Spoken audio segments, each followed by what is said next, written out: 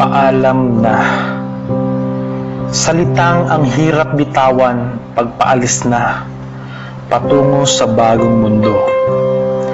Ang hirap at sakit sa dibdib pagsakay pa lang sa eroplano.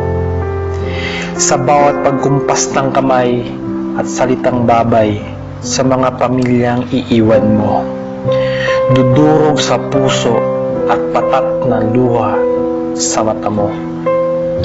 Sa bawat minuto, oras at panahon na wala ka, natumbas ang sakit ng anak mong nadadapa at nasusugatan siya. Pilit mo mang hugasan ang tuhod at punasan ang mga luha niya. Wala kang magagawa kundi agtingnan siya.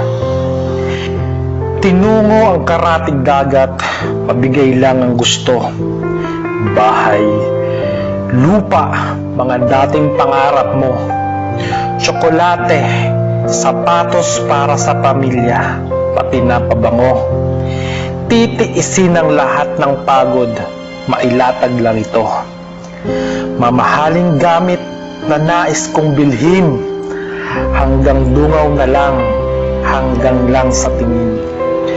Mga gamit ng pamilya ang dapat kong unahin.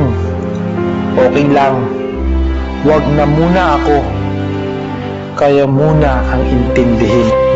Ang lagnat, sakit ng katawan ay kwento lamang. Maaaring pabiro o tsismis lang. Makita't makausap ang pamilya'y sapat na.